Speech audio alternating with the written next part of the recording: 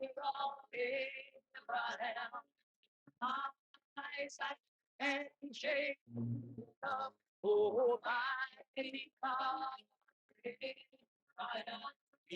Israel, you.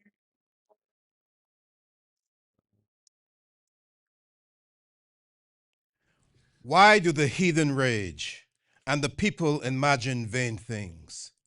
The kings of the earth set themselves, and the rulers take counsel together against the Lord and against his anointed, saying, let us break their bands asunder, and cast away their cords from us. He that sitteth in the heavens shall laugh at them. The Lord shall have them in derision. Then shall he speak unto them in his wrath, and vex them in his sore displeasure. Yet have I set my king upon my holy hill of Zion. I will declare the decree. The Lord hath said unto me, thou art my son. This day have I begotten thee. Ask of me, and I shall give thee the heathen for thine inheritance, and the utmost parts of the earth for thy possession. Thou shalt break them with a rod of iron. Thou shalt dash them in pieces like a potter's vessel. Be wise now, therefore, O ye kings. Be instructed, ye judges of the earth. Serve the Lord with fear, and rejoice with trembling. Kiss the Son, lest he be angry, and ye perish from the way, when his wrath is kindled but a little. Blessed are all they that put their trust in him. Welcome to the Israelite Nation Worldwide Ministries, to the house of truth and righteousness. Today, we have a very special subject that we are going to examine and to present to you some of the values of a good understanding pertaining to this subject matter. The subject today is the power of faith. The power of faith. I know sometimes the way it is used today, it is trivialized. People look at faith and they use it with different philosophies. Like they'll say, for example, the Christian faith, the Muslim faith, whatever. But that is not correct. That is wrong, but not just wrong, it's ignorant. But as I like to tell you, we are not here to discredit anyone. We are here to enlighten, to educate. We're not just going to say things to get people annoyed, but we have to correct you if you are wrong. And I know that the truth will hurt, but it will set you free and it will make you smarter. So, what is faith then? Faith is a spiritual gift from the God of Abraham, the God of Isaac, and the God of Jacob to his Israelite royal family. A special gift from our Father to his Son and his daughter. Hence, faith is one of our Israelite superpowers. This is how I like to think of it, an Israelite superpower. It gives us the ability to be in this world, but not of the world. So, right there, those of you who were here this morning would remember the word sanctification. Faith is our sanctification. That's a different subject matter. But it allows us to be in the world, but not of the world, not governed by the ways of the world. So to be sanctified by the truth, that is what faith allows or us as Israelites, the royal family of the God of Abraham, Isaac, and Jacob, to benefit from. By faith, and I'll give you a few examples, we parted the Red Sea and destroyed Pharaoh's and we destroyed Pharaoh and we destroyed his powerful Egyptian army. Keep in mind that at that time, Egypt was the most powerful nation on the planet. We destroyed them, but here's the key. We did not use any physical weapons. How is it that we can destroy the most powerful nation on the planet without the use of any physical weaponry. By faith, we were able to do that. By faith, since the year 1619, we sang our biblical songs, biblical history, and culture without using the Bible. These songs were known as the Negro spirituals. And these songs set the tone for all American music, all the different genres of American music. We did that by faith. We didn't have any Bible when we came to the New Egypt, which is the United States of America. By faith, we sang those songs. And we didn't just sing one or two, there were thousands of them. You can check it out for yourself. By faith, we followed the superior wisdom of our master teacher, our elder Shadrach Porter, and helped to restore the pillar of truth, which is the house of Israel, right here at the border of the New Egypt, which is the United States. Again, faith, which is that gift from the God of Abraham, Isaac, and Jacob to his chosen family. Our family established the pillar of truth in ancient Jerusalem back in the day with Joshua at the helm. And again, it was established, and take your time when you get a chance and look it up. Ancient Jerusalem was at the border of the old Egypt. Do you see that pattern? We established the pillar of truth at the border of the new Egypt today, as it was established at the border of the old Egypt back in the day. I like that. I like that pattern effect. From Jerusalem, we settled Western Africa and established the pillar of truth at Timbuktu in Western Africa. There at Jerusalem then, and Timbuktu was one of the higher levels of education in Africa at the time. At that time, or shortly thereafter, we were sold by Muslims to Christians and transported on the Christian slave ship to the Americas. Having done certain things, then we suffered certain processes afterwards. And again, it may or may not have anything to do with faith, but these are things that had to occur. That's a whole different chapter. History then confirms that only one nation was ever transported by ship and sold into slavery. That would be our nation. In the New Egypt, we embrace the wisdom of our elder Shadrach, and we return to our everlasting covenant with the God of Abraham, Isaac, and Jacob, creator of heaven, earth, humans, and life. So to summarize then, faith, a gift from the God of Abraham, Isaac, and Jacob to us. And even though we were enslaved, we still followed the wisdom of our elder and established the pillar of truth at the border of the New Egypt, the same way it was established in the days of Joshua at the border of the old Egypt. Again, there's a certain synchronism in the pattern here. By faith, we established the pillar of truth right here, as I said, in Toronto, Canada, what I like to call the New Jerusalem. This location aligns perfectly with the destination of the Underground Railroad. Again, these you might look upon as coincidences, but if you attach the process or the event with the gift of faith, you will see a lot more wisdom. I know this is a month where a lot of people, they talk about so-called Black history. So I'm trying to make it easy for people to relate to that you cannot have that history or the culture without faith. That's what I'm talking about in this introduction. So secretly, the Jacobites, the children of slavery, they recognized that Canada was the land of Canaan. They secretly did that because they wanted to come to Canada to get out of the slavery.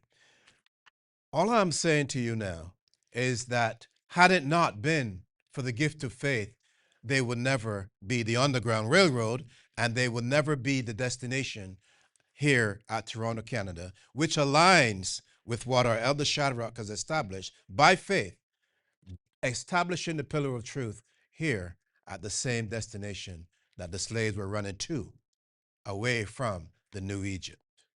Again, I'm just saying it so that you could connect to see the benefits of faith, even at a time when it had, even though it had nothing to do with what we established here with our elder, it was still a prelude that helped to establish the precept of faith in what I like to say is the New Jerusalem. So they secretly knew that Canada was Canaan's land. It was like the land of freedom from the old Egypt because they went to Canaan from the old Egypt, right, after they came from the wilderness. And today, from the new Egypt, they come into what they call Canaan's land as well. However, don't write that off too quick because history confirms that North America was discovered by the Canaanites, who were the Phoenicians and Tyrrhenians, even before the Europeans settled here. So by faith, our elder Shadrach rebuilt our Israelite nation within the nation of Canada at the border of the New Egypt, just as it was, as I said before, in the days of the old Egypt. Again, I'm saying it so that you can connect the pattern and reflect on that and see how is it that we can do today what was done in the past, except by some measure of faith. That's all I'm trying to suggest. And that's the easy part of this. But I want to go to 1 Corinthians so that we could get a good understanding of this concept. 1 Corinthians, let's go to chapter 12, and we'll read from verse 1. It says, remember, I said faith is a spiritual gift from the God of Abraham, Isaac, and Jacob to his Israelite children.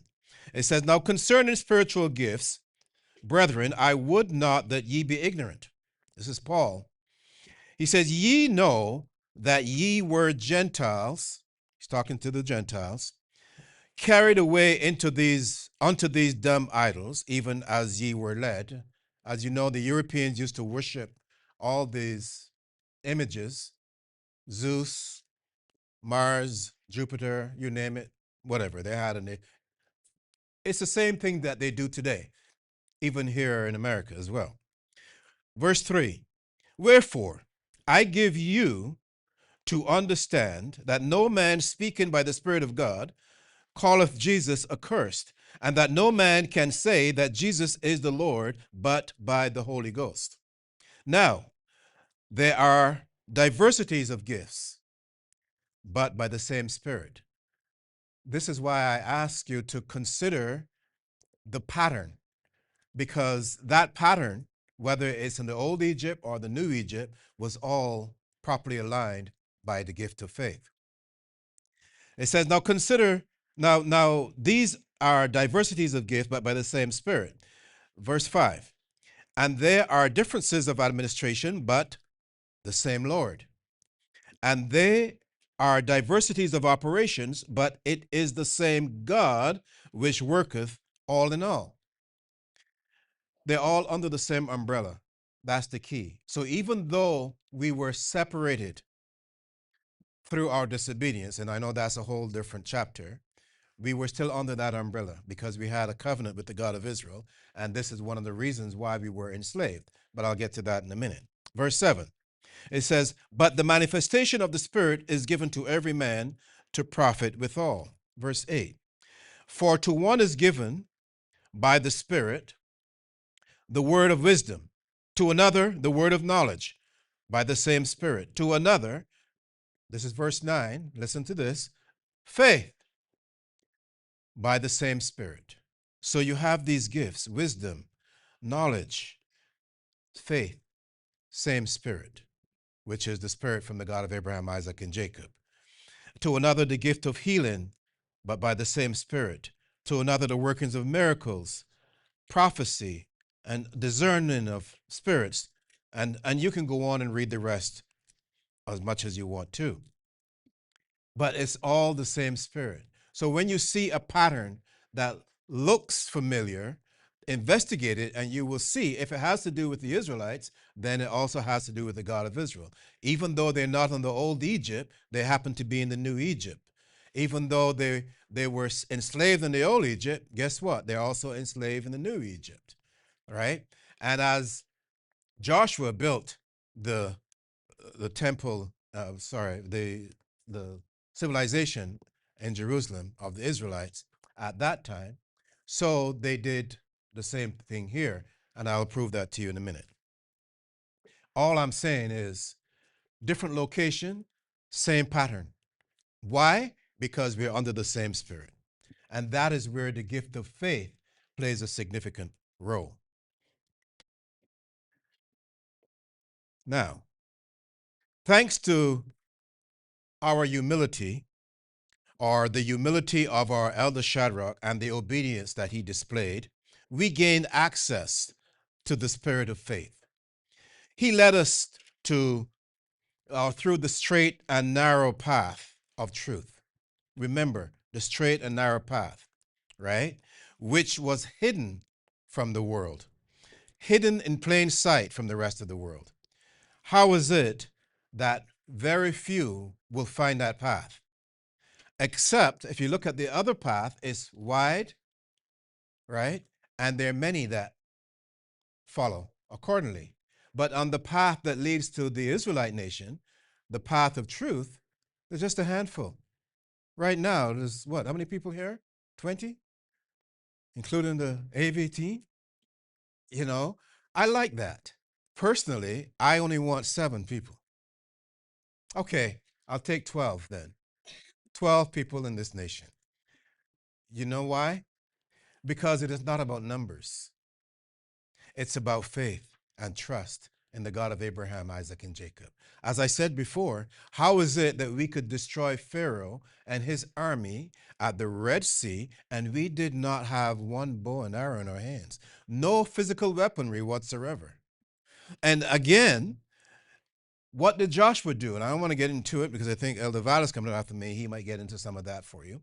But Joshua did not have any weapons either when he destroyed the walls of Jericho. How did that happen? You see what I'm saying? So if you have the gift of faith, you are able to perform miracles. And Paul outlined a lot in 1 Corinthians chapter 12. When you get a chance, read it through and see for yourself. And the gift is given to a diverse number of people who are under the umbrella that is provided by the God of Abraham, Isaac, and Jacob. As I said also, we sang the Negro spirituals. The Negro spirituals we sang were complete history from Genesis all the way through to Malachi. But we got off the slave ship. We didn't have the Bible with us when we got off the slave ship. I didn't have any bags when I got off. Did you? No. You barely had your skin on your body, right? But you sang this Negro spirituals, not just one or two, thousands of them. And they all have to do with your history and culture. So for those people, and I say it again, who think that February is Black History Month, think again. There is nothing about this month that relates to us as a people. If you really want to think about it and put it in proper perspective, consider the month of August. Or more importantly, get in touch with our Israelite nation. We will teach you everything that you need to know about yourself and especially about your God. That's the key, because you cannot move forward the way we are supposed to without knowing our God. Because believe it or not, we are an extremely spiritual people. It is just that our spiritual alignment is wrong. because we lack the faith that is needed to align us properly. We are some of the best athletes. We are some of the best singers, some of the best dancers. Correct me if I'm wrong, right? But somehow, with all of these gifts, we still can't make it. We're still at the bottom. We still don't have the respect that we deserve. We don't get it. If we don't respect ourselves, others are not going to respect us. It is as simple as that. You cannot blame another person for our faults. We have to consider it. Why? Because 99% of us are going to the Christian shrine every Sunday. How is it that the Christians are the ones that enslaved us? They brought us from Western Africa on the slave ships. They own the ships.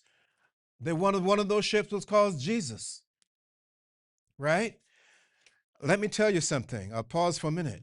Anyone tell you about Jesus, unless it's an Israelite, and a qualified Israelite at that, don't take that person seriously because it's only going to hurt you. It's not going to lift you up. When an Israelite tells you about it, the first thing that I'm going to say is, Jesus was your brother. He was your brother. Now read the Bible and see all the things that he did. You can do that too if you apply yourself correctly. So these are the conditions that we have to understand and appreciate. That's considered knowledge of self. And you cannot blame another person if you go to their shrine every Sunday in the middle of the damn graveyard. Notice I said damn. Every Sunday amongst the dead and calling on a God that you don't even know. If you blame them for your failure and your mistakes, you know what that's called? Hypocrisy. You're nothing but a big stinking hypocrite. So leave him alone and their family. Let them do their thing. We're not saying that what they're doing is wrong. We're saying it's wrong for us. It's not wrong for them. And everybody is not equal. I don't believe in 100% equality because otherwise we'll all be the same. They would be all humans and there are no animals and plants or anything. But anyway, that's another chapter. So Elder Shadrach led us through on the straight and narrow path of truth, which was hidden, as I said, in plain sight from the rest of the world. So you might ask, how is it that the path is there, but only we can see it? First of all, we were chosen. That's the first thing. We were called, we heard the call, and we responded to it positively. So then our eyes were open and our ears were open so we can see what other people don't see. We can hear what other people can't hear, even though they're our best friends, right? So he led us. And one of the things we observed is by faith, we observe that the gate to the path of truth was covered by living waters. Living waters. I remembered I had a dream. I can't really tell it right now, but anyway. And it just so happened that Elder was in that dream as well. And we went into the water and we saw a lot of things. And it was amazing. But he was the one that had to lead me into the water, into the dream. And then he had to talk to a guy that was there by the water. And he showed us a lot of things. So it's like the guy opened the gate for us. It's amazing. I'll tell you that one secretly, one-to-one, when I see you. But the living waters then covered the gates to the straight and narrow path of truth and righteousness, which all people cannot see. This is why when I tell you that we are the only people on the planet who have the right and the authority to teach from this book and to baptize those that are qualified, you can read that in Matthew 28, 18 to 20. It's not my word that I'm saying. I'm just repeating what's in the scriptures, what our forefather Matthew wrote when he listened to the speech of the Christ who was talking to the Israelite apostles. So it's a family affair. And that family affair is strengthened by faith.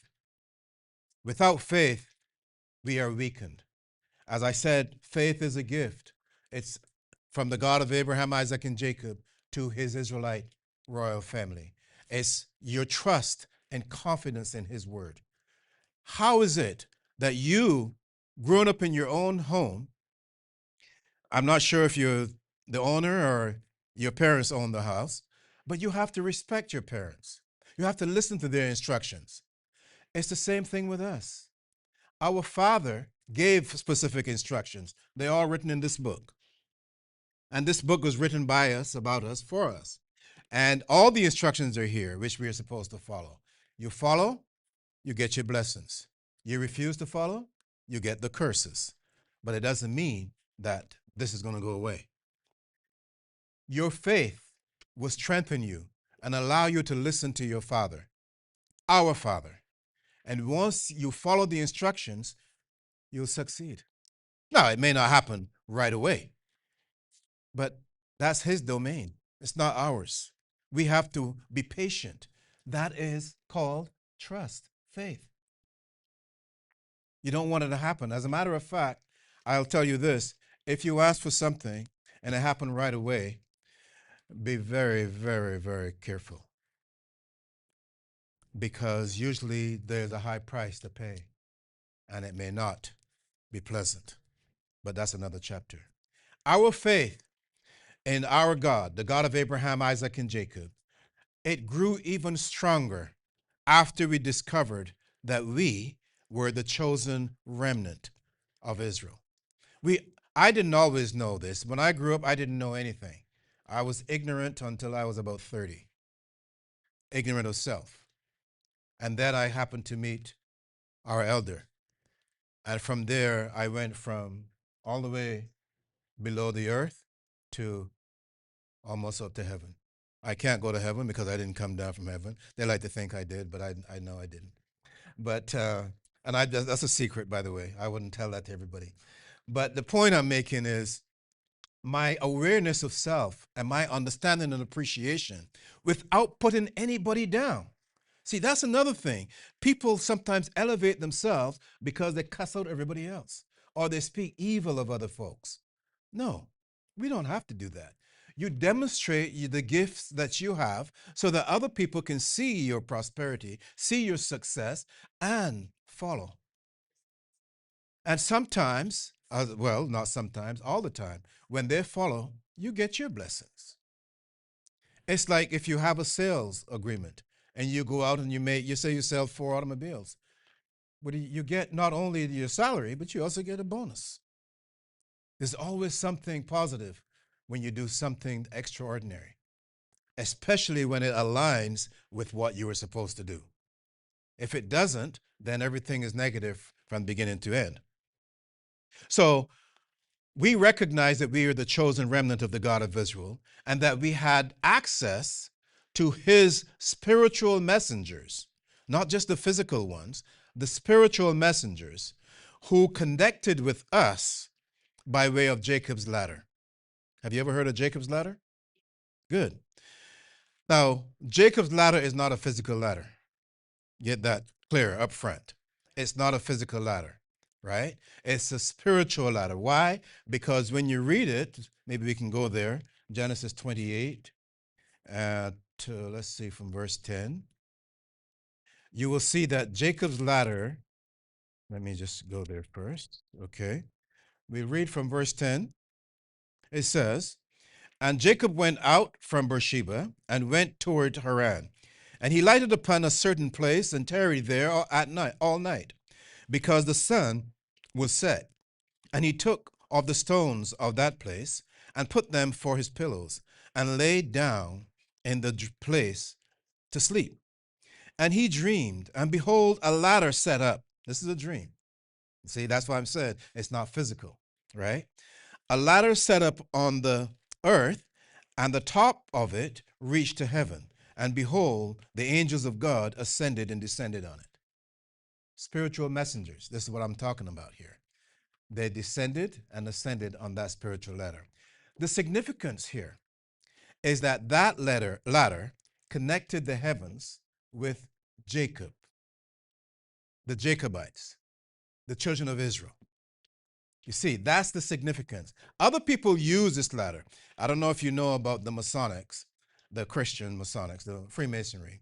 You will see in their symbolism, they use the ladder because they want people to believe, and they took it from us. There's no doubt about that, that they can go to heaven and do whatever. But hey, that's on them. Jacob is having a dream, and he is seeing, notice he didn't see God. He saw his angels, his messengers coming down and going up. Notice he didn't go up. The angels go. That's their path. And these are points that other people miss because everybody think, oh yeah, you can put up heaven, your dog can die tomorrow and go to heaven. Hell no. If you die, you're not going to heaven. If I die, I'm not going. As much as I would like to go, but am I qualified? No. No flesh can go there. And you can't go up if you didn't come down. You see, even Jesus didn't go to heaven because he didn't come down from heaven. But that's another story. And behold, verse 13, the Lord stood above it and said, I am the Lord God of Abraham, thy father, and the God of Isaac. The land whereon thou liest, to thee will I give it, and to thy seed. And thy seed shall be as the dust of the earth, and thou shalt spread abroad to the west and to the east and to the north and to the south.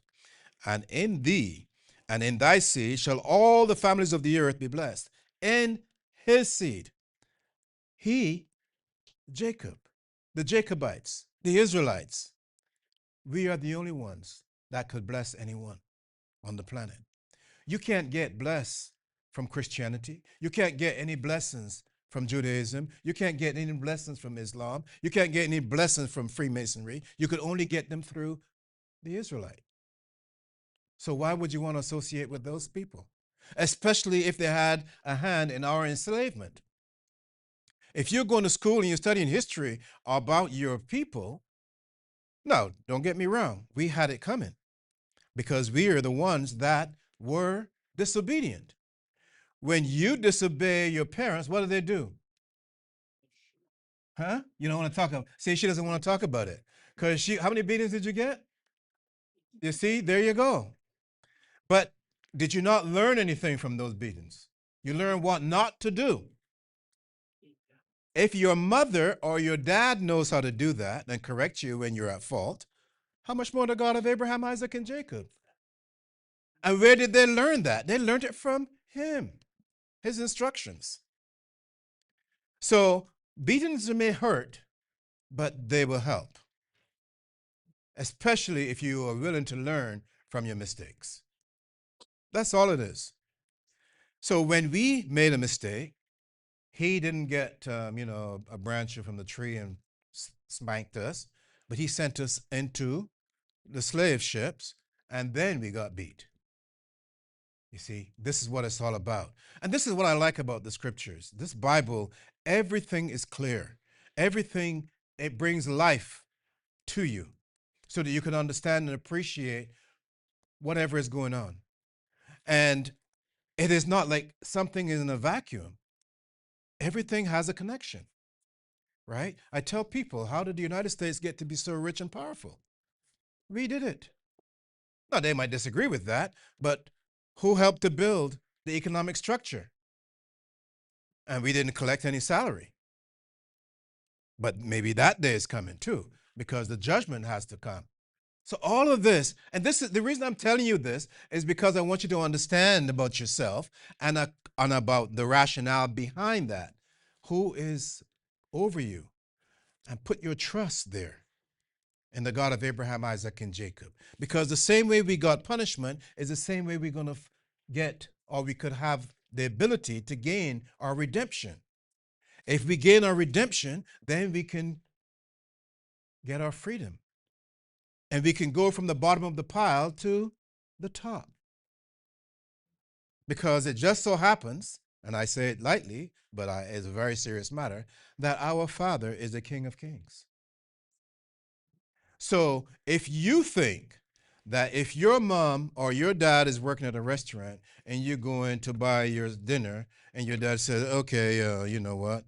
Normally it's $50, but for you, you're my daughter, $10. You have to take something, you know. He's giving you the discounts for that meal and the good deals. If your mom or your dad knows how to do that, how much more the God of Abraham, Isaac, and Jacob?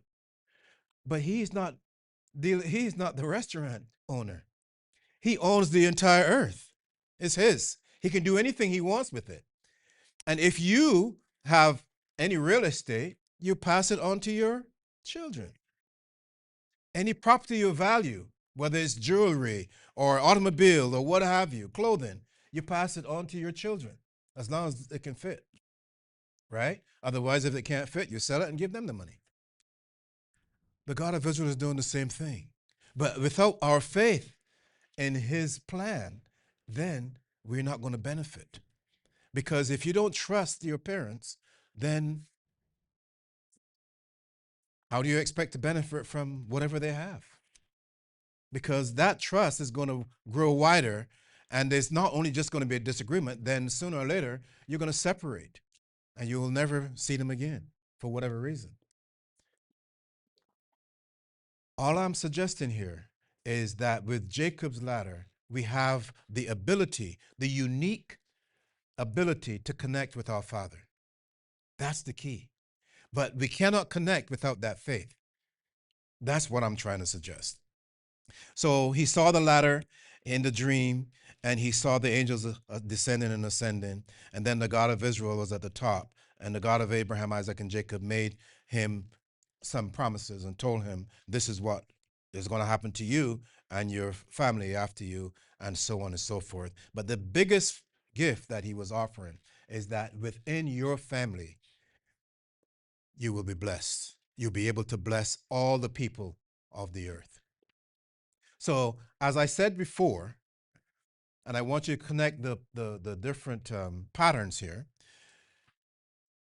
we were the only ones that have the ability to teach from the Bible and to baptize those that are qualified. We are the only ones that can bless you. The only ones are, let's put it this way, through us you get your blessings from the God of Israel. Let's put it that way. And the one of the blessings is grace. I know you've heard a lot about grace. There is no grace without faith. And like I said, it just so happens that the faith was only given to the Israelites. So if you want to benefit from faith, you have to know an Israelite. Because when the time comes, then you can benefit from that gift and you get the faith. I think it was Jesus that came with grace and truth. Who was Jesus, as I said? Your brother. So he's your brother. He was an Israelite too. He came, he was born of a woman just like all of us, and he came with truth and grace. An expression of faith. As simple as that. He was raised in that environment, and then he performed accordingly, according to the gifts that he had within from his father, the same way we do. We have gifts, we perform accordingly. Some of us are better teachers, some of us are better cooks, etc. Okay, so it's the same pattern that we're talking about here. Our forefather Jacob then was surnamed Israel. That's why we now are Israelites. And Jacob then, or Israel, was a man. Israel is not a land. The land got its name from us. He, Israel, if you today, they call, if you look at, well, where did America get its name from? Does anybody know? America got its name from my research. I saw Amaruka, which was a flying serpent, a winged serpent, as they call it. Again, you can research it and you'll see. And then you have Britain, they got the name from the British people. They were tribes, Teutonic tribes that they gave the name. The French got their name from Teutonic tribes, and so on and so forth. All I'm suggesting is the land gets its name from the people. Canada, I think that Canada and Canaan there's a connection. I think so. That's to me. And I know that the Phoenicians and the Tyrrhenians, which are Canaanites, they came through Canada and the United States for that matter, and Britain as well. They used to mine tin in Britain. This is way before the Europeans were even can read or write. They did that. But there's a lot there. All I'm saying is the land is named after the occupants of the land, the people that own the land. That's how it works, right? The streets are named after people that had a significant role to play in the development of that neighborhood, right? So Israel was a man, and he was the prince of God. Israel was the prince of God, the God of Abraham, Isaac, and Jacob. He was the son of Isaac, and Isaac was the son of Abraham. So you can see there's that human element there. And the reason I say that is because people today would want you to think that there's a land called Israel today. There was called Israel when we lived there. But once we left, it's not Israel anymore. Guess what it was called? Palestine. The Palestine was a German, I'm sorry, a Rush, getting my thoughts are mixed up here. It was a Roman colony. Palestine was a Roman colony. Palestinia, whatever they call it. Anyway, so, and that's a very significant point because I'll connect something with you in a minute about that so that you understand what is going on in the world today. So, Abraham, then, or I should say, Israel was a prince of God. He was a son of Isaac, who was the son of Abraham, and Abraham was the friend of God. The friend of God. And he did not have a lot of friends, obviously, on this level, but Abraham was one of them. And you can check that out for yourself. So, as the chosen witnesses, then, we alone are that royal priesthood of Israel. We alone have the capacity to perform the responsibilities of the priesthood on earth. That's what we're supposed to do. But of course, we failed in that regard. And now we're trying to rebuild that process. We have access. We are the only ones given access to the Spirit of truth. And you can read that in John 14, 15 to 17. You can make a note of it. And I read it a lot. And, well, maybe I'll read it again just to be on the safe side. John 14, 15 to 7. Because these are very powerful statements. And sometimes people may cringe when we say certain things. It says, John 14, 15, if ye love me, this is the Christ speaking to Israel. If you love me, keep my commandments, and I will pray the Father, and he shall give you another comforter, that he may abide with you forever, even the Spirit of truth. There it is. But he didn't finish that. He says, even the Spirit of truth, whom the world cannot receive, because it seeth him not, neither knoweth him, but ye, Israel, you know him, and for he dwelleth with you, and he shall be in you. So we are the only ones that receive the Spirit of truth. That is one of the most powerful elements of any people that you can ever imagine. It means that because there are only two choices, you got the truth and you got the lie. So if we got the truth, it means the rest of the world got the lie. So they cannot tell the truth. I don't care how they slice it, it is still a big, stinking lie. And we have to get used to that. Now, don't get me wrong. If there are things that you see on television or in the newspaper or wherever, you have to take it with a grain of salt.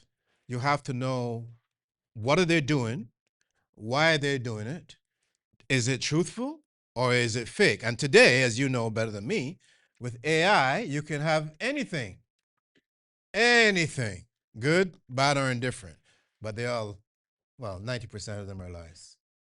Only if one of us do it, then it's different.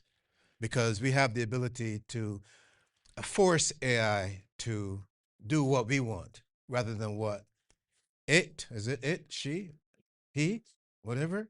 I don't know. So that's the key behind it. But to do that with AI or anybody, you have to have the spirit of discernment. All of these gifts are only available through faith. If you don't have faith in our God, can't expect these things. Is that the time already? Only half an hour? Oh my gosh. Oh no, that can't be it. I anyway, you have to put yourself in a capacity or in a place where you could express your faith in the God of Israel if you want to be blessed by him. It is just that simple. Because you, if you don't do it that way, you will fall for anything anyone else says or does. And it may not be truthful. However, you can profit from a lie. You know that, right? Yeah. So, but it doesn't last. But anyway, that's a different story. So we got the spirit of truth. The rest of the world got the lie. I'll prove that.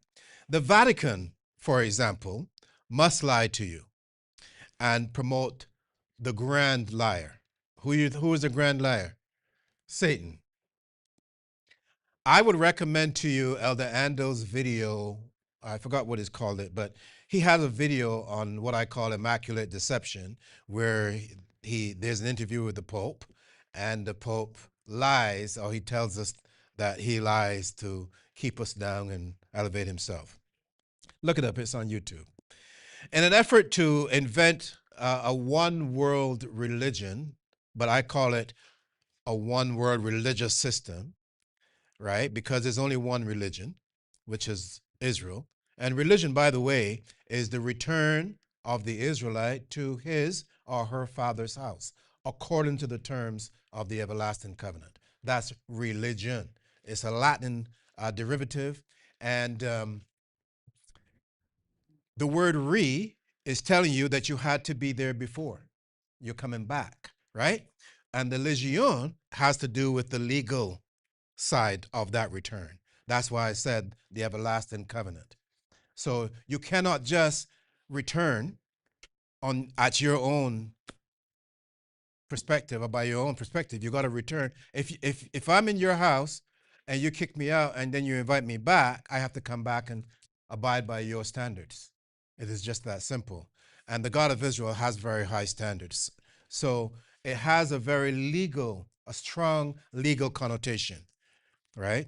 So you have to understand that. That's why it is called religion. It is not something that you can just make up. Those are philosophies. And a philosophy is different because a philosophy has to do with speculation.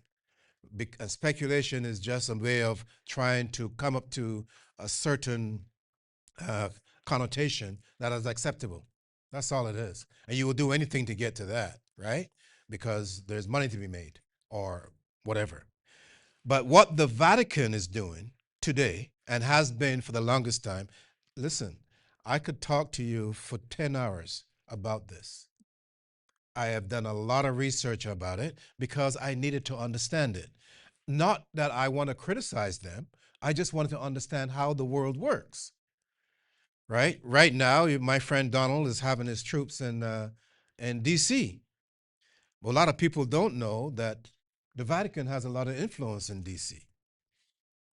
My friend Donald must know that, right? But that's just one chapter. He has a lot of influence in the entire United States and Canada too. As a matter of fact, I would suggest at least half of your taxes go straight to the Vatican.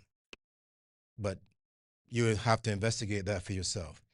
So they want to have a one world religious system.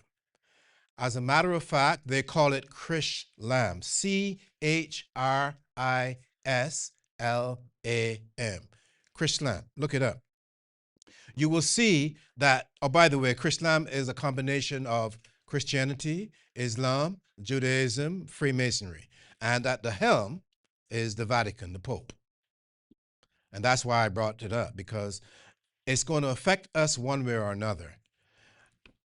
However, with the Israelite nation, we have a boundary that they cannot penetrate. It just doesn't mean that they'll penetrate or affect your job or how much you pay for groceries or those kind of things. But as far as the spiritual dynamics are concerned, we are off limits. And they know that, but they're still trying to tear us down. That's their job. So the Pope has to gain control over Palestine, as I said before. And the rationale that he uses is because Palestine used to be a Roman colony. So, as a descendant of Rome, he now feels that he's entitled to control that area. So, as a consequence of that, he has invented Judaism and placed the Khazars there. Again, another chapter. And the rationale behind that is Satan must be worshiped from Jerusalem. That is what they want, right? Because remember, when we were there, he wasn't worshiped. That's the only place he didn't get worshiped. All over the world, he was worshiped, but not there. Why? Because we expressed our faith in our God and we did not worship him. Now that we are out and we can't go back, he can have it. And he can take it on. They have what they call the doctrine of discovery, where they can come and take your land and enslave you and make you do what they want. That's historical. Anyway, they want to have that control because their God has to be worshiped from that region, as it is being done now to some extent, since they got back there. I don't want to get into a lot of details, so I'm kind of holding back. Anyway, the point is that the Vatican adopted the Ashkenazi Khazars and used them as pawns in the game. And then they're going through the whole process. That is their style. I take my hat off to them because they're doing a great job. But that's not for us. We are supposed to be the servants of the God of Abraham, Isaac, and Jacob. We are supposed to demonstrate our faith in his holy word and established this new kingdom, his kingdom on earth. This is our responsibility as Israelites. We are supposed to be, like I said, the royal priesthood, the only priesthood on earth. We are supposed to be the governors, the princes, and the princesses of earth. That is our role. That's why we were chosen. We teach his word and we rule. That's what it's supposed to be. But we can't do that without faith. And faith without works is, yeah, we've got to show, we've got to demonstrate, we've got to step up and do the job that we are supposed to do. That's why we were chosen by the God of Abraham, Isaac, and Jacob. We have to do a lot of work. And it's not just like we can just go out and do it. We have to fight against the other side because the other side is using our book for everything. They're misusing it, I should say, because they're such good liars, the world believed them and not us. See, look at me. I mean, I'm boring by their standards, right? I speak the truth, but I don't have the dramatic effect that they have when they lie. When they lie, the whole world bows down to them. I don't have that drama. I don't need it. Okay? Now, don't get me wrong. If you're good at what you do, that's fine. And I know that Sean is fantastic, but I'm going to learn from her. Anyway, by faith, as the children of Israel, we honored the teaching, or we are honored rather to teach all nations, let's put it that way, concerning the wisdom, the superior wisdom of our Father, the God of Abraham, Isaac, and Jacob. Hence, we are a haven, and this on our board there, this is our mandate, a haven to the true Israelites. We are the gateway to the children of Jacob, and we are a light unto the Gentile Europeans. So everyone has a access to us so that they can gain access to the spirit of truth, so that they can strengthen their faith to worship the God of Abraham, Isaac, and Jacob. You see, I like the way it flows. First, we set up. the pillar of truth. Then it's a pillar of light and it attracts. And those that seek the truth will come and we will teach them. It doesn't matter who you are, what you look like, how much money you got, or if you don't have any money. We will still teach you if you have that desire, if you are courageous enough to want to live a life of truth.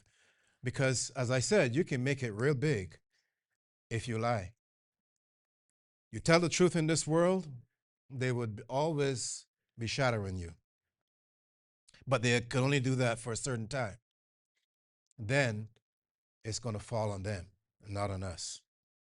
So we have this ability to share this talent. And remember, we don't have to have physical weaponry. We have the truth. We have the faith in our God. No one can touch us, right? Egypt, as I said, they fell at our hands. Um, Joshua at the walls of Jericho, the walls fell at our hands. Joshua didn't have an axe, didn't have a hammer. They sang, they blew the horns. The walls came down.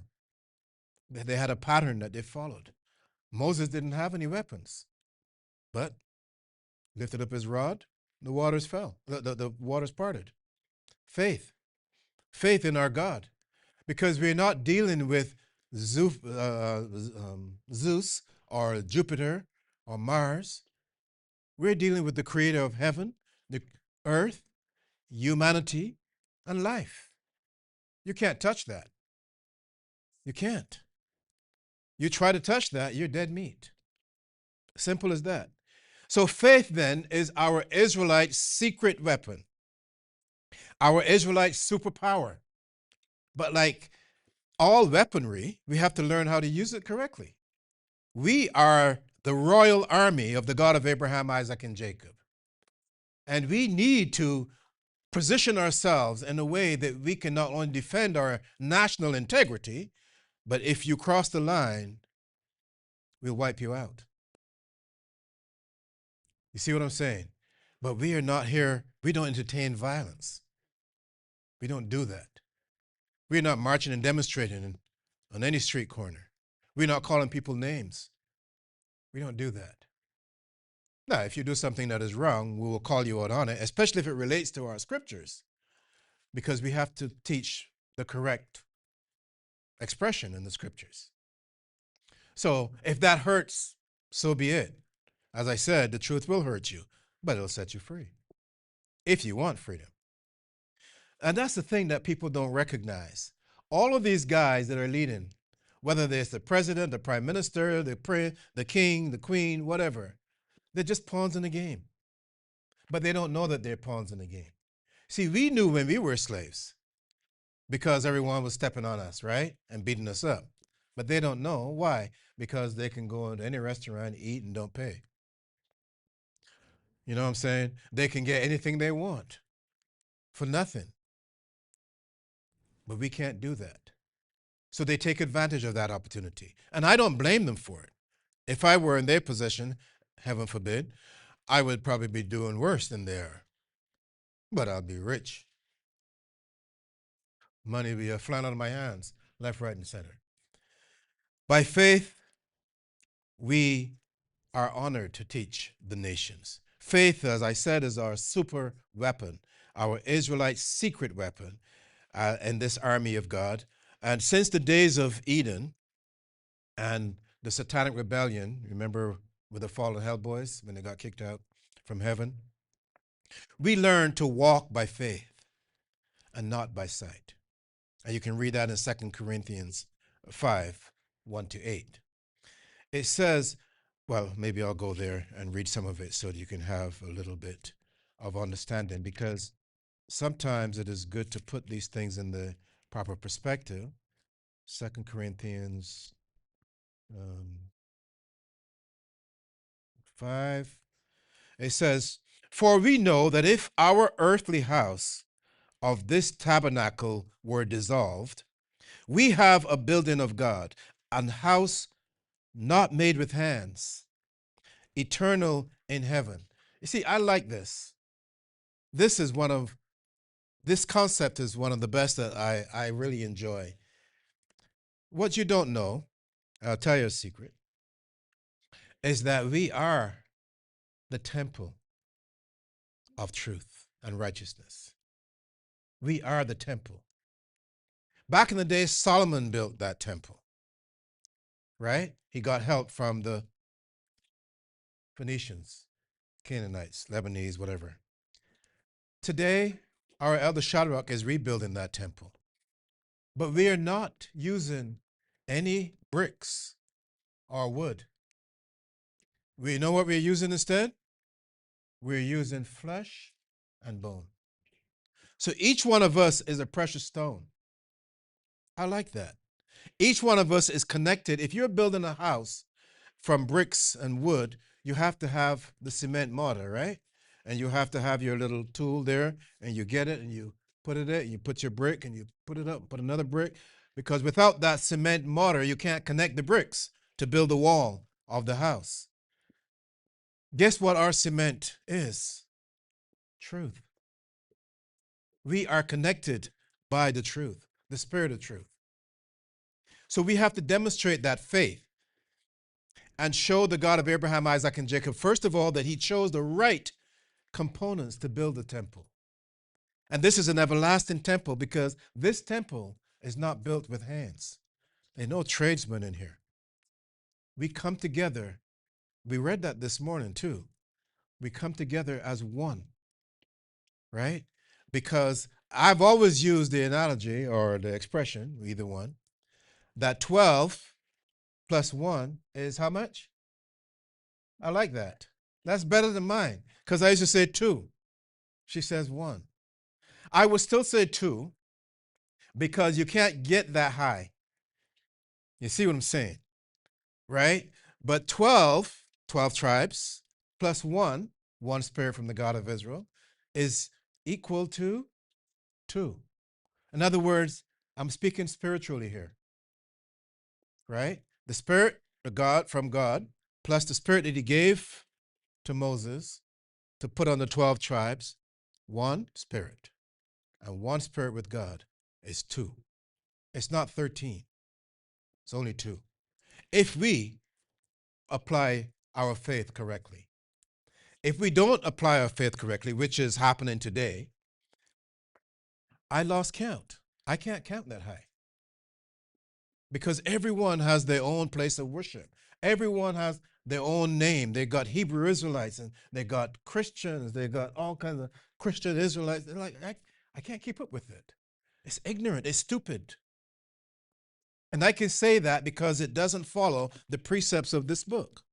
But yet they're all using this book. That's where they make the mistake.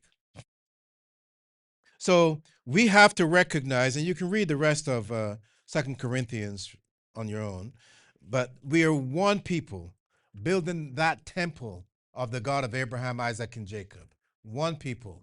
And that's something that we have to recognize, use our faith so that we can take full advantage of that thing. I think they're telling me that I'm out of time. Am I out already?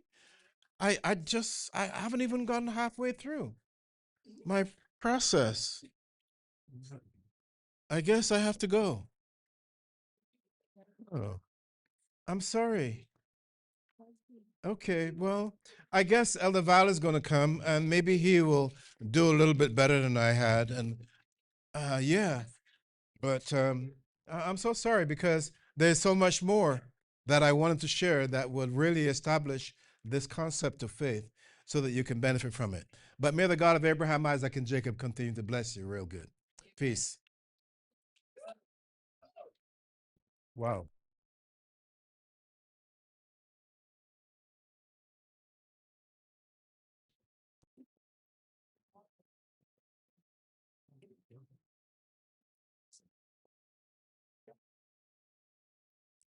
Unto thee, O Lord, do I lift up my soul. O my God, I trust in thee. Let me not be ashamed. Let not my enemies triumph over me. Let none that wait on thee be ashamed. Let them be ashamed which transgress without cause. Show me thy ways, O Lord. Teach me thy path. Lead me in thy truth and teach me. For thou art the God of my salvation, on thee do I wait all the day. Remember, O Lord, thy tender mercies and thy loving kindnesses, for they have been ever of old. Remember not the sins of my youth, nor my transgressions. According to thy mercy, remember thou me for thy goodness' sake, O Lord. Good and upright is the Lord. Therefore will he teach sinners in the way. The meek will he guide in judgment, and the meek will he teach his way. All the path of the Lord are mercy and truth unto such as keep his covenant and his testimonies. For thy name's sake, O Lord, pardon my iniquity, for it is great. What man is he that fear the Lord? Him shall he teach in the way that he shall choose. His soul shall dwell at ease, and his seed shall inherit the earth. The secret of the Lord is with them that fear him, and he will show them his covenant. My eyes are ever towards the Lord, for he shall pluck my feet out of the net. Turn ye unto me, and have mercy upon me, for I am desolate and afflicted. The troubles of my heart are enlarged. O bring down of my distresses. Look upon my affliction and my pain, and forgive all my sins. Consider my enemies, for they are many, and they hate me with cruel hatred. O keep my soul and deliver me. Let me not be ashamed, for I put my trust in thee. Let integrity and uprightness preserve me, for I wait on thee. Redeem us, O God, of us all of struggle. Selah and Selah. Amen. Peace, everyone. And thank you, Elder Michael, for starting off today's lesson with the power of faith.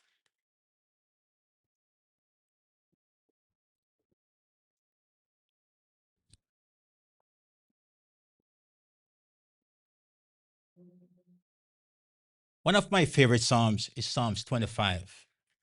And you may ask why?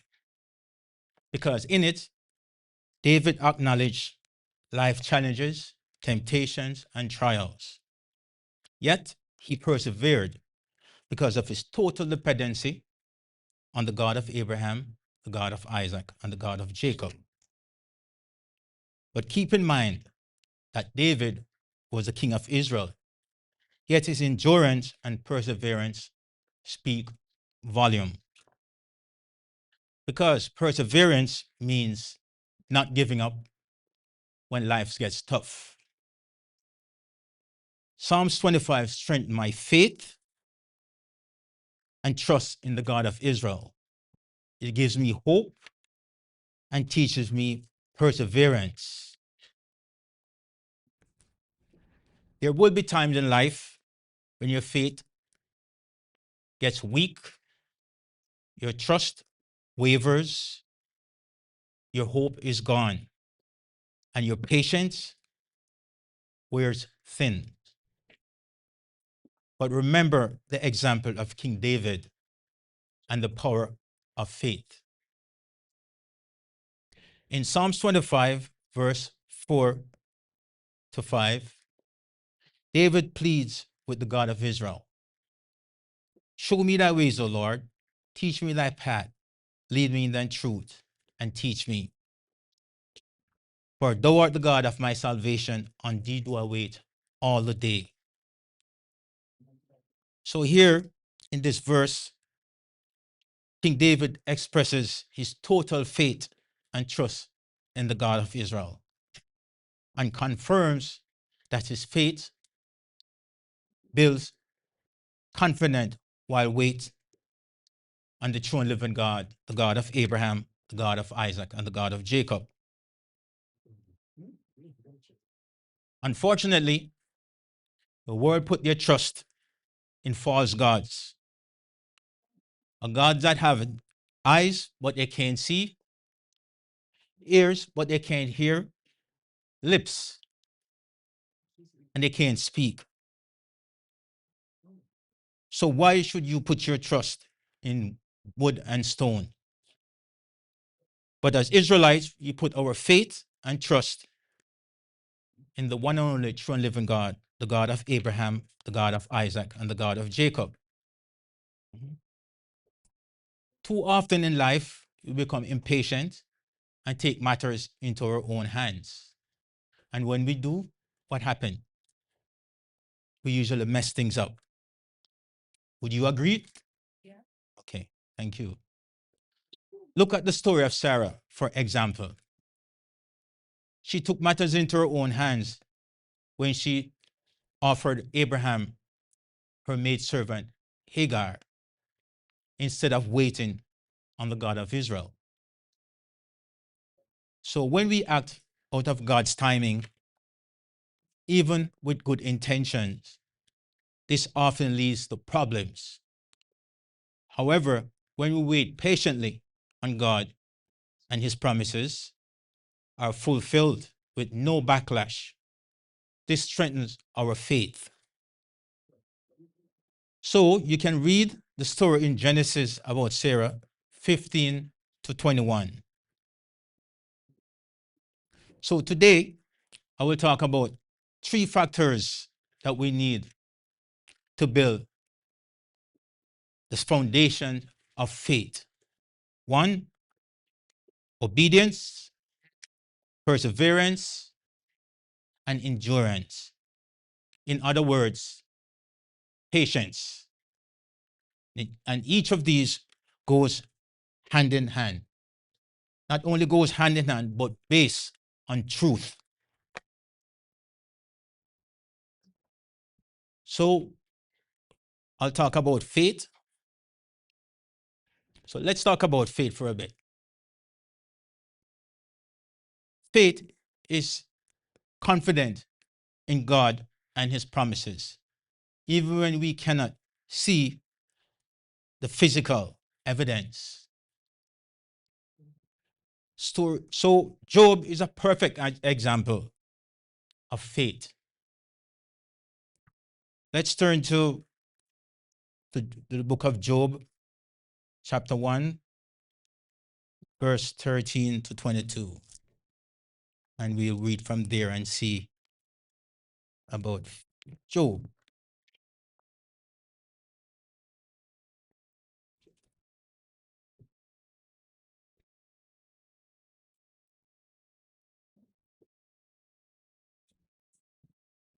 And there was a day when his son and his daughter were eating and drinking wine in their oldest brother's house.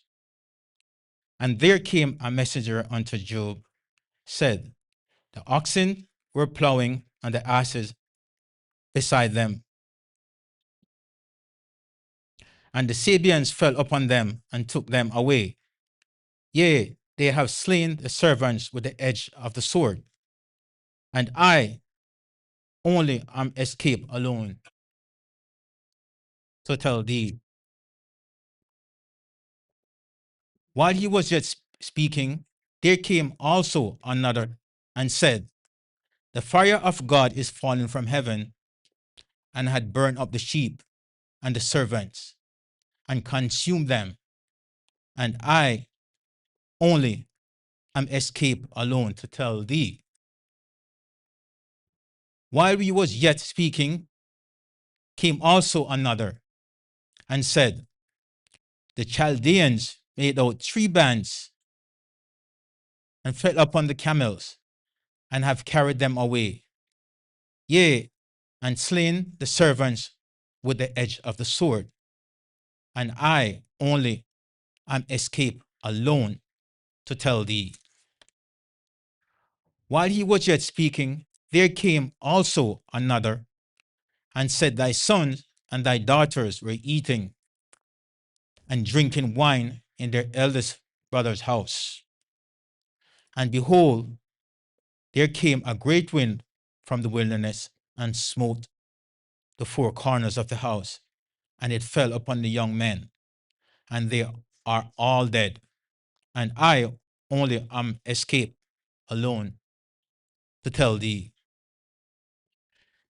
Then Job arose and rent his mantle and shaved his head and fell down upon the ground and worshipped and said, naked came I, and out of my mother's womb, and naked shall I return thither.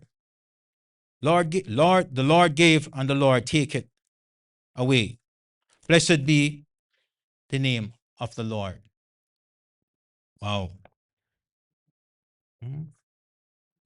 So Job lost everything, almost, not everything, but almost everything. His livestock, which was his wealth back then, his children, and also his servants. Chapter 2, verse 9, chapter 2, verse 9, 10 says, Then his wife said unto him, Do you still hold on fast to your integrity? Why don't you curse God and die? But he turned to her and said, You speak it as a foolish woman. Shall we receive good from God always, and shall not receive evil? And all this, Job did not sin from his lips. So here in all Job's suffering, Job never lost faith in the God of Israel. Wow. Now, I would say that's faith in action. Mhm. To sum it up, to sum up the story of Job shows that real faith involves patience and trust in the God of Israel. In the book of Hebrews, we see many more examples of faith. So let's turn to Hebrews chapter 11, verse 1 to 3.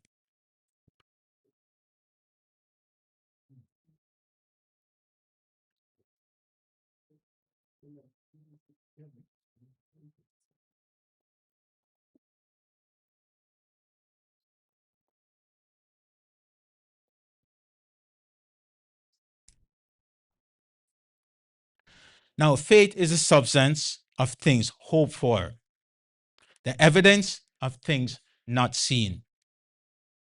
For by it the elders obtained a good report. Through faith, we understand that the worlds were framed by the word of God, so that things which are seen were not made of things which do appear. Okay? So, in a nutshell, we would say that faith is a must in order to have a relationship with the true and living God, the God of Abraham, the God of Isaac, and the God of Jacob.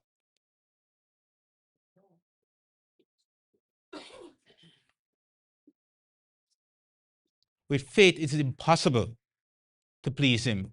Without faith, it is impossible to please Him. Faith is not merely a belief or emotion, but an active loyalty and obedience to the God of Israel by keeping His laws, His statutes, and His commandments. Hmm. Faith allows us to believe in the unseen.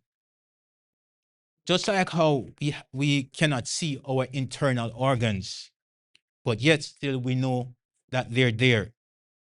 So too, we must trust in the unseen God of Israel, whose evidence is seen in natures and in our everyday lives. So here I'll use an example. For instance, when you look at the moon, the stars, it is evidence. Evidence is in you and I. Because why? Because we are made in His image. Evidence is the fact that every strand of hair on our head is accounted for. So it is insane for the world to believe that an explosion brings life into existence. You and I know when something explodes, what happened? Anybody? Okay. Thank you. It explodes in a million pieces. So the world would call it the Big Bang Theory. But to me personally, the only theory that is bang, I think, is their mind. Yes. So let's continue to verse 7. By faith, Noah, being warned of God of things not seen as yet, moved with fear, prepared an ark to save of his family and the house and his household, by which he condemned the world and became heir of the righteousness which is by faith. So you see here, can you imagine living in a time when there was no rain? Instead, the earth was watered by the mist from the ground. Yet the God of Israel tells you to build a massive ship to contain your family and animals because he was going to flood the earth with rain. Something that we in our time will seem impossible to do without power tools. So just imagine Noah was given instructions to build an ark that is in today's measurement would be approximately 510 feet long, approximately length, 1.5 length of a football field. Wouldn't you guys say that's long? Yeah. 85 feet wide and 51 feet in height. Now that's high, that's tall, that's very massive. Mhm. So, a question: how many of us today would have faithfully followed those instructions for years without doubting at some point in your life? Mhm. But remember, it is not about the timing it would take about to build. It's about faith and obedience. Again, that is faith in action, I would say. Because faith without action is dead. Mhm. So let's continue reading from verse 8 to 10. By faith, Abraham, when he was called up to go out into a place which he should after receive for an inheritance, obeyed, and he went out, not knowing whither he went. By faith, he sojourned in the land of promise, as in a strange country, dwelling in the tabernacles with Isaac and Jacob, the heir with him of his same promise, of the same promise. Sorry.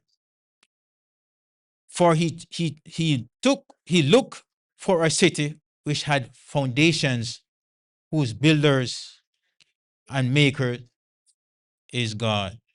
Amen. By faith, Abraham left his home, not knowing where he was going. Sorry. Oh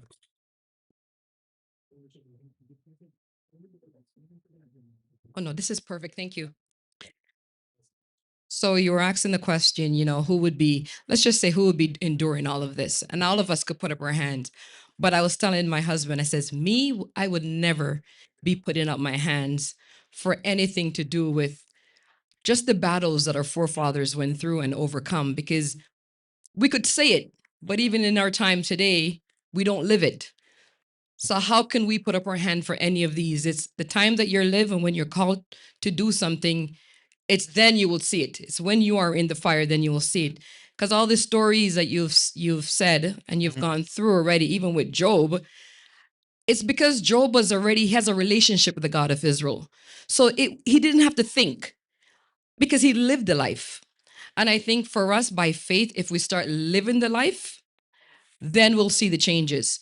So I do believe, as you're saying it, it's like my mind is going and my mind is just thinking, I got to be in a program. Because you have to switch. I call it now fleshy. I have to switch from being fleshy Mhm. to righteousness, to being more spiritual. So the only way I could become a friend or even closer, because I think friend is high, like a high ranking to call yourself a friend of the God of Israel, friend to somebody's high ranking. So I think it's now you really have to put yourself on a program for that. And it's only when you love what the God of Israel loves. You know that movie, Coming to America? Yeah. And then the marriage, he was supposed to be marrying the girl. And what do you like? What you like? Like there was no thought. I want to come to that point when there's no thought when it comes to the God of Israel. My hand will just genuinely go up because I live that life. And I think that's what we could do maybe in our time, because as you're reading, when the examples is men and women that we can't even compare ourselves to, that we can't be walking in their shoes or putting our hands up. We're not there yet. The littlest thing that happened now, and we're going all over the place. We don't even come to the services of God. Mhm. Let's just say the basic show up. We don't even do that. So I think the lesson is actually a great lesson for us to refresh the mind and maybe start fresh. We're going into new year, so many things that we need to do to get to the point that you're saying that we need to get to. Thank you. Thank you for that. Elder Sophie. So let's continue. By faith, Abraham left his home, not knowing where he was going, but trust completely in the God of Israel. Faith is seen as confidence that God is in control, even during oppression and hardship. And so this reminds me of when, so before I go into that, I'll say this. I'll just talk about a little story of myself. So this reminds me of Job when I got the opportunity to come to Canada. So as a young man growing up in Jamaica, my friends and I would often sit down either on the roadside or on my veranda or their verandas, and we'll start talking about traveling. And, because at that time, everybody is migrating, but mostly to America and England. So everyone would say they're going to America or England. So they turned to me and they said, so Vala, at the time, they call me Vala also, and said, so Vala, where do you want to go? And I turned to them, I said, Quebec. And they turned to me like in astonishment because they never hear of Quebec. And I said, so where's that? And I said, to be honest with you, I don't know. But what happened, I read it in a magazine. And I like what I saw in the magazine, you know? Yes. So, they look at me away, but for me personally, I didn't want to go. I'm so different. I didn't want to go where everybody's going. I just wanted to go somewhere different. Right?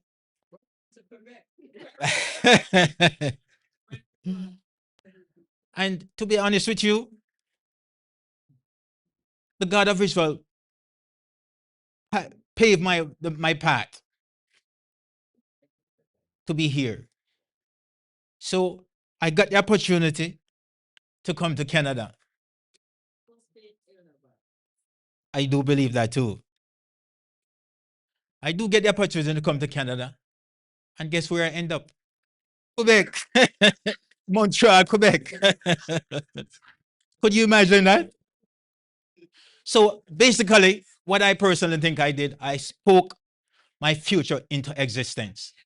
Hmm? I had no idea when I come up what the future holds for me, how I'm gonna survive, but I still manage. So I could imagine how Job felt because it was not easy, you know. And so from Montreal, Quebec to Toronto, and that's where led me to the Israelite Nation Worldwide Ministries. Thank you. Yes, you're correct. Exactly. And so this is where I learned the truth from our master teacher, Elder Shadrach Porter, about our culture and who we are as a people, and about the true and living God, the God of Abraham, the God of Isaac, and the God of Jacob. Thank you. Mm. So we'll continue reading from verse 17 to 19. By faith, Abraham, when he was tried, offered up Isaac, and he that had received the promises offered up his only begotten son, of whom it was said that in Isaac thy seed shall be called, accounting that God was able to raise him up even from the dead, from whence also he received him in a figure. Isn't that amazing? So remember, brethren. Oh, sorry. Peace, brethren, and peace, level. Enjoy your lessons. Thank you. I have a question. I know that we come from about similar background back home and all of that, and you have been tested in your grounds back then when you was in the streets. Yes. And I know you was a no nonsense man back then in the streets, and you don't play with people back then in the streets. So I know the changes that come when you recognize and realize that you have been called and you have been chosen and you're a son of the one true living God, the God of Abraham, Isaac, and Jacob.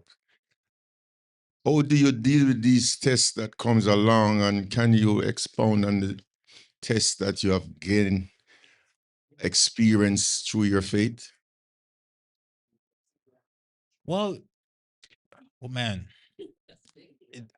for me to explain and to tell you guys, it would take hours. So you want me to? Yes, I wanted to. Okay.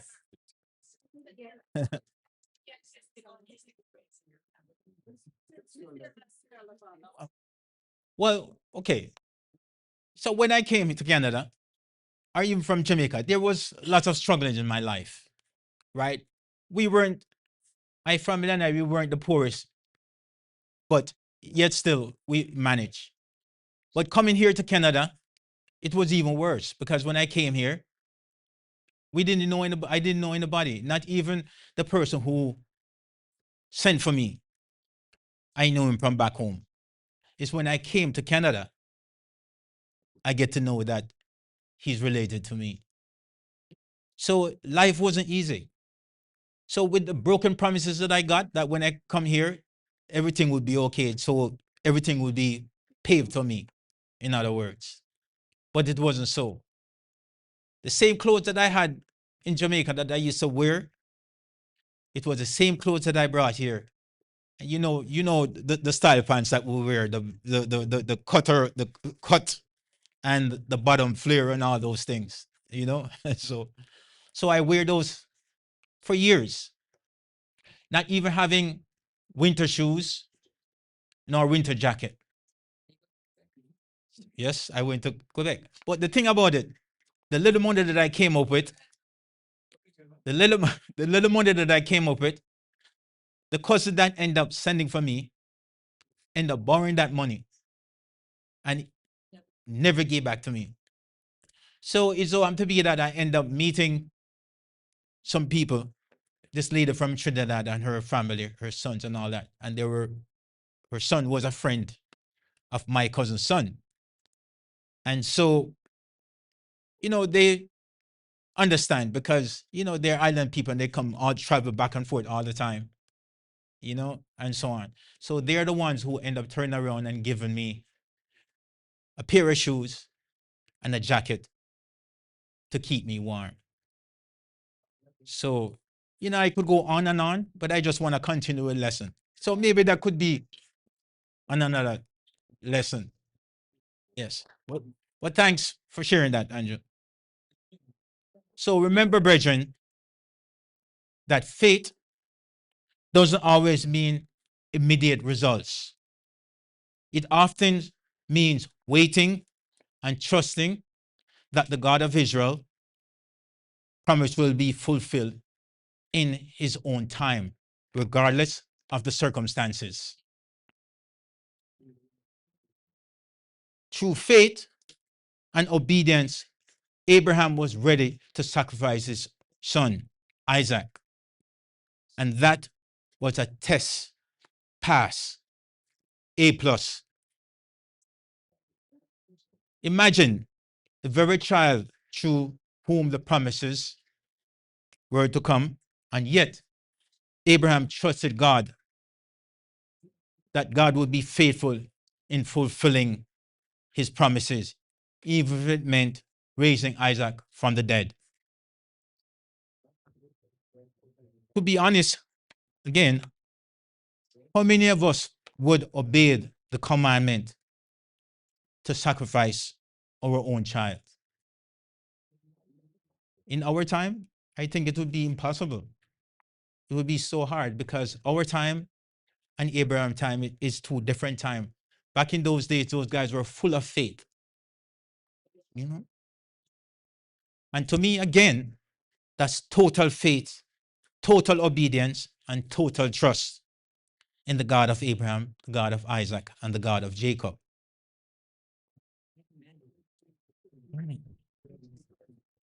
So once again, we'll continue reading 25, verse 25 to 29.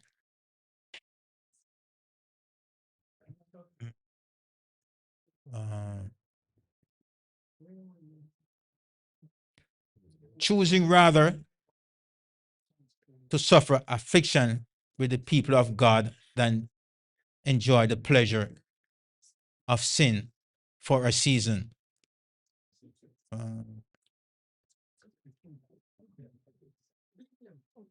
Sorry, guys. Esteeming the reproach of, sorry.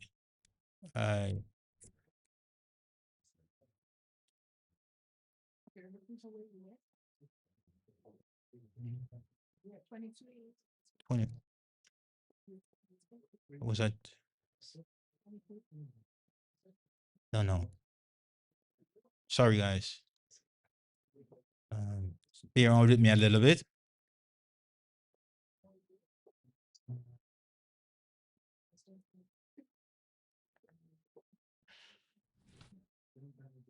So I'll start from 24. By faith, Moses, when he was come to years, refused to be called the son of Pharaoh's daughter, choosing rather to suffer affliction with the people of God than to enjoy the pleasure of sin for a season, esteeming the reproach of Christ greater riches than the treasures in Egypt. For he had respect unto the recompense of the reward. By faith, he forsook Egypt, not fearing the wrath of the king. For he endured as soon as seemed like him to invest to whom is invisible. Through faith, he kept the Passover and sprinkling of blood, lest he that destroyed the firstborn should touch them. By faith, they passed through the Red Sea as by dry land, which the Egyptians saying to do were drowned. So you see, here Moses chose to follow the way of God rather than the pleasures of Egypt. He demonstrated total faith and trust in God when he obeyed and stretched out his rod to part the Red Sea.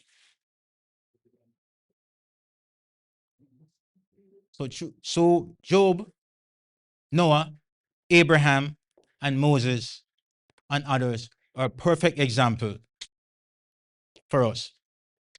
We learn that faith is the foundation of our walk with God, with the God of Israel. Without faith, it is impossible to please him.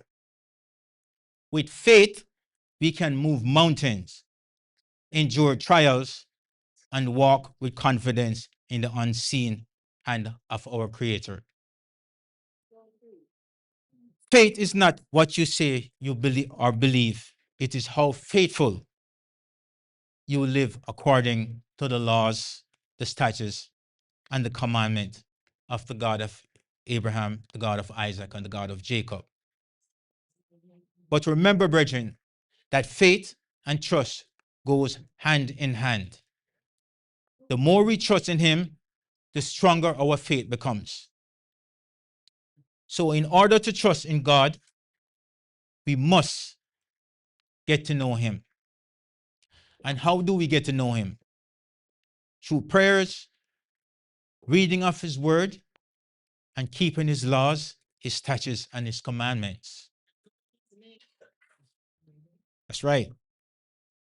So Proverbs 3, verse 5 to 6 says, trust in the Lord with all thine heart, and lean not unto thy own understanding. In all thy ways acknowledge him, and he shall direct thy path. Jeremiah 17, verse 7 and 8 says, blessed is the man that trusts in the Lord, and whose hope the Lord is. Verse 8 says, for he shall be as a tree planted by the rivers of waters, and that spreadeth out her roots by the river, and shall not see when heat cometh, but her leaf shall be green, and shall not be careful in the year of drought, neither shall cease from yielding fruits. So as you can see from these verses, when we trust in God, we are blessed like a well-watered tree. Agreed? Our faith is deeply rooted in his laws, his statutes, and his commandments. And only then are we able to bear much fruits. Trusting God doesn't mean life will be easy. But when you put your trust and faith in him, he will make your path straight. Yes, there might be twisted and turns along the way, but remember, he straightens it out in the end. God can be trusted not only because of what he does, but because of who he is. The Almighty God, faithful and just and true. So, patient, we'll go into patient. And what is patient? Patient is the strength of our faith. Patient is the ability to wait despite opposition, difficulty, or adversity. Again, the story of Job is an excellent example of incredible patience, even in time of loss and suffering. So we have a saying in Jamaica, a patient man ride donkey. All Jamaicans would know that. Meaning, a donkey moves so slow that you have to have patience in order to ride him. Especially if the donkey don't like you. He will never go anywhere. He even goes slower. In today's world, we have very little patience. It's all about instant gratification for us. Mm. It's not like time passed before when it took time to do most things. We had no choice but to make or do most things from scratch. Making our own bread by hand from scratch, getting the milk by milking the cows, even making your furniture from scratch. And that wasn't easy, but we did it. Okay, question. Who remember back in the days when we had no remote? Okay, there you go. Mhm. There you go. We had to get up from where we were sitting and turn the TV on and to turn the channels, right? You turn it up and down. Today, in today's world, because of convenience, it's just a click of the button, right? And yet still, by just the click of the button, and sometimes even to get up to get the remote, it's a problem. It's like it's too hard. We find it so hard. Mhm.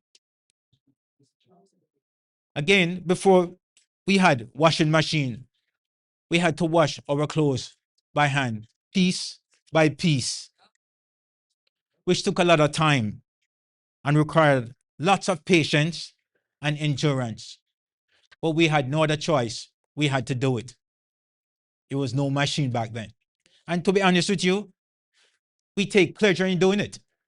You know, especially for me and my brothers, when we were going to school, like our mother teach us how to wash our uniforms, our khaki uniforms by hand, right?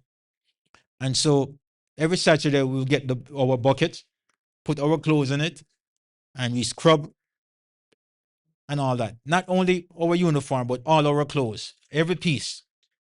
And we usually take pleasure in doing such things.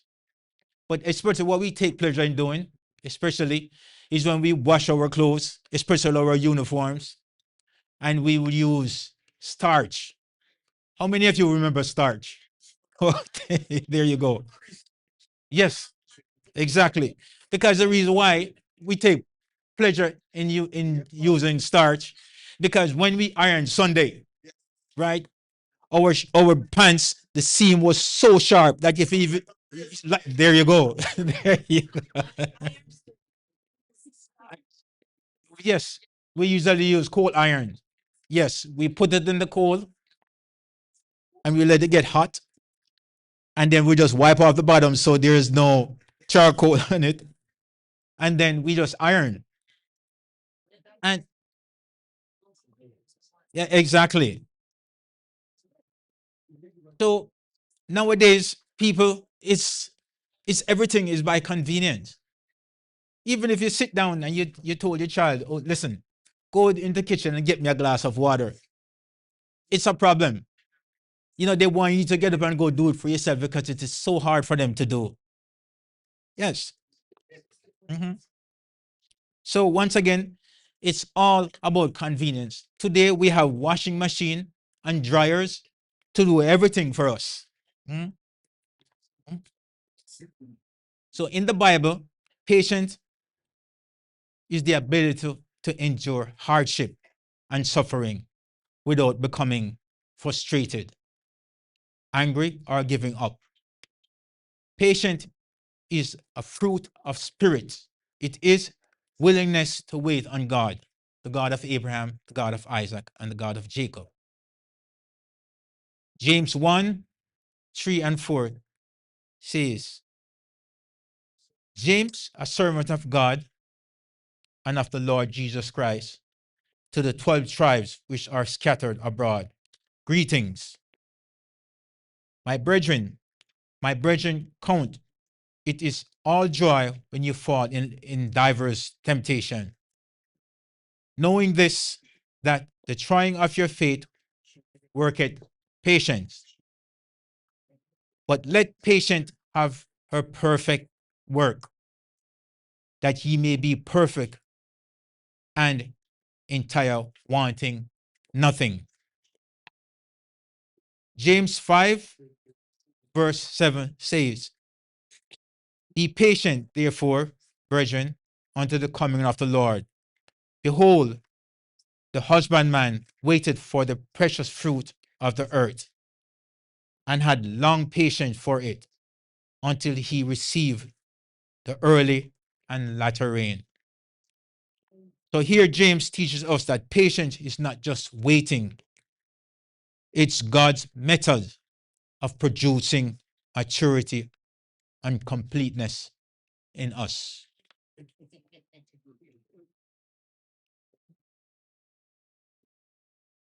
God used time to build trust, trials to build endurance, and delays to develop our dependency on Him. So look at the story of Moses and Abraham. Moses was in the wilderness for 40 days. God uses his time to prepare Moses to deliver his people out of Pharaoh's bondage. Abraham was promised a son, but he had to wait years for that promise to be fulfilled. Patience is not only just waiting on God, it is also about responding like God. When anger rises, patience keeps us from sins. When frustration mounts, patience speaks softly instead of sharply. An impatient heart reacts harshly, but a patient heart reacts calmly. You may ask, why does God allow delays, detours, and difficulties? This is to build patience, which then build our faith. So you see, brethren, faith is a thing that we have to have. Without faith, we cannot serve the true and living God, because he requires faith. In Isaiah 40:31, tell us that results of waiting on the Lord. Tell us about the results of waiting on the Lord. But they that wait upon the Lord shall renew their strength. They shall mount up with wings as eagles. They shall run and not be weary, and they shall walk and not faint. Brethren, patience is not weakness, it is strength under control. It is the quiet confidence that says God promises still good, even if the process takes time. Because remember, God does not work on our time. He works on his own time. And sometimes we even pray to him and we want instant gratification. We want our prayers to be answered right away. And sometimes we intend to give up. But remember, God's timing is different from ours. Keep that in mind.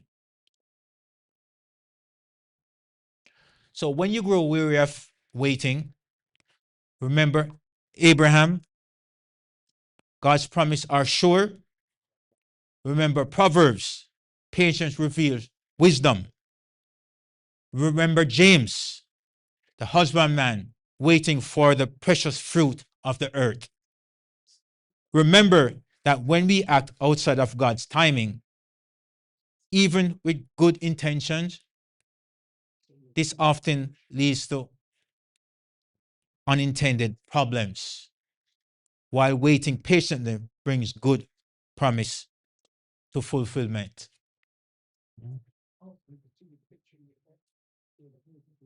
So let us endure, as Hebrew 10 and 36 says, for ye have need of patience, that after you have done the will of God, you might receive promise.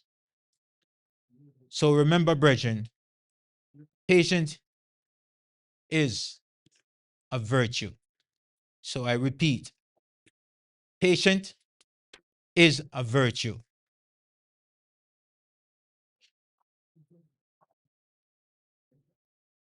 Oh.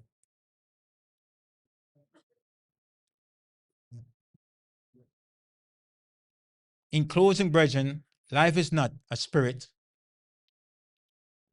it is a marathon.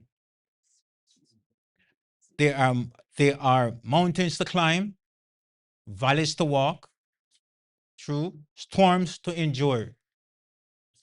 And in every step, God calls us to keep going, to persevere, to have faith, to trust Him, and to wait patiently for His promises. Faith says, God will. Trust says, God knows best. Hope says, it's not over. Patience says, I will wait until it's done. Remember this, faith is not just believing that God exists, but trusting that His plan, His timing, and His ways are perfect. Trust is not just when life is easy, it's proven when life is hard. Let's continue to build our faith, exercise patience, and maintain total dependency on the God of Abraham, the God of Isaac, and the God of Jacob. So when challenges arise, when patience runs thin, when the answers seem delayed, remember Psalms 25. Remember the faithfulness of Hebrews 11, and wait on the Lord. And with this, I will say, peace.